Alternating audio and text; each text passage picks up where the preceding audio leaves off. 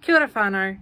I've just got a few minutes waiting at a bus stop, so I thought I might share a little bit about why I decided to start this channel slash blogging project, whatever it's going to be, and why I decided to call it Life Without Stilts.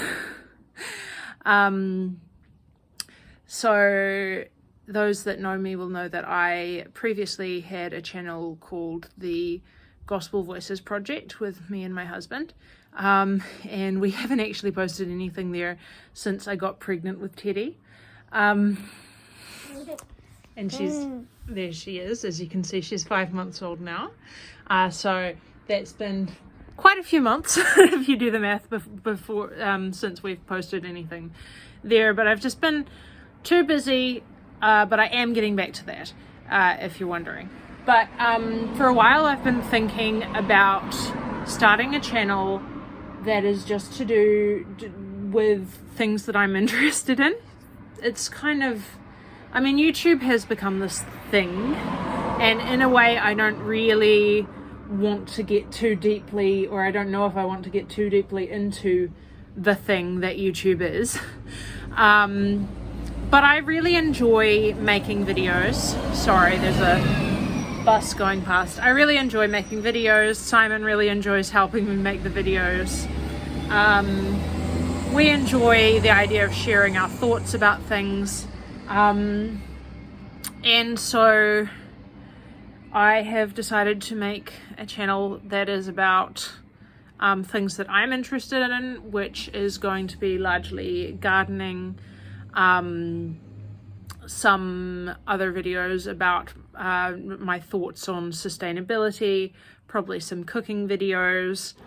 And so when I was brainstorming with my husband, well, if I was to start this channel, what would I call it?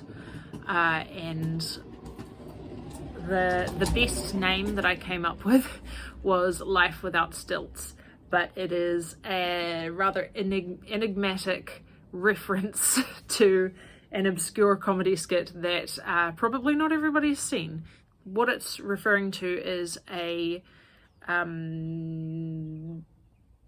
skit, rant, monologue by Robbie Nicol, who is a New Zealand comedian, and he made a video. The video, I think, was called "Why Are Cyclists and Drivers Always Mad at Each Other?" Something along those lines. It's not a coincidence that it is convenient to drive. We literally built our cities for cars.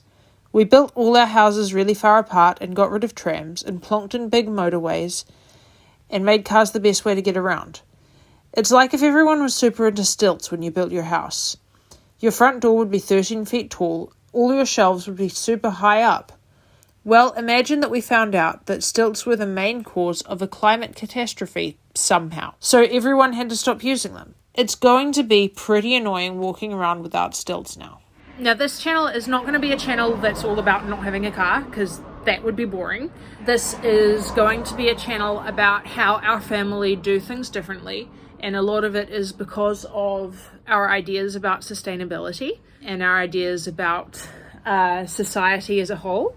The thing is, with a lot of this stuff, we are abnormal in our society, or atypical in our society, for doing this. Nobody, or very few other people around us, are doing this at this time and in this place where we're living. But the way we do things is actually normal if you look at humankind as a whole throughout all places and all times in history. For the majority of times and places in history, people have been doing many of the things that we do. Obviously, for the majority of history, people have not had cars because they weren't invented, and life was different in many different ways, which we can examine in some future videos.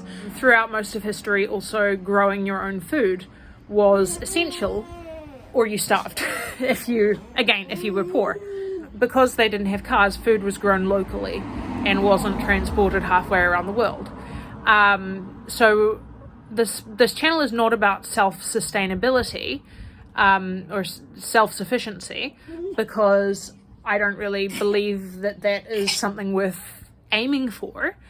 I think that we are social creatures. We are made to rely on each other, and it's good to rely on your community for some things that you cannot produce by yourself. But seeing how much, because we don't have a car, so it's impractical for us to go out and get groceries. So how much of our own food needs can we produce by ourselves, and how much can we source otherwise locally from our community is a thing that I'll be looking at in this channel. Kia ora, it's future editing this video, Michaela here. And I just thought that it was really important to add. It is not my intention with this channel to be virtue signaling.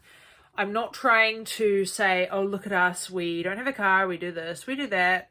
We're so goody two shoes and you're rubbish because you drive a car, or you don't do this, you're not at the point where we are, which I think is just a load of garbage.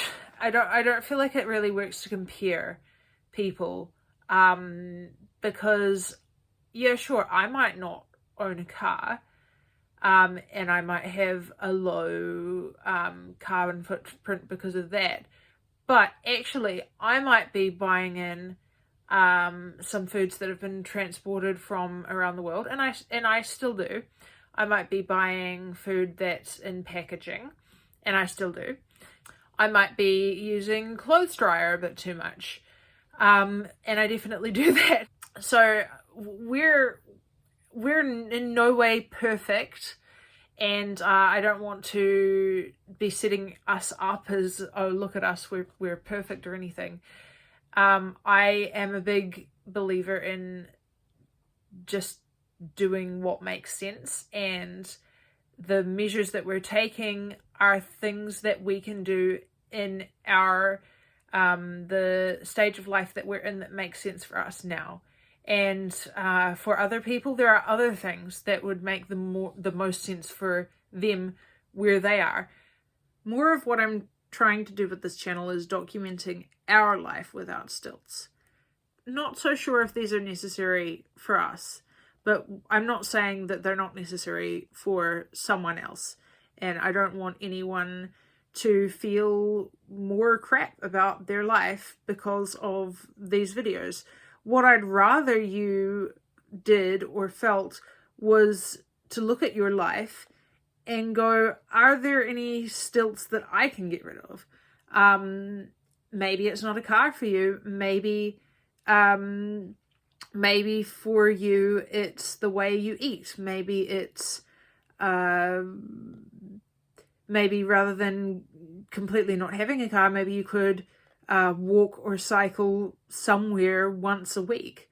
Maybe it's just picking up pieces of rubbish on your way somewhere, or giving things away that you don't need anymore so that somebody else doesn't have to buy something new that's has to be made using energy and resources. There are so many things in sustainability. And if we get caught up in the idea of, oh, am I doing everything perfectly? It's just not sustainable to try and be perfect all the time. Everybody has things that we all probably wish we were doing better. And it's just better to look at, am I moving forward? Rather than am I doing everything perfect right now. I hope that interests somebody, at least, who's watching. And please subscribe and hang out for my next videos. Cheers. See ya. Say kakite. Kakite.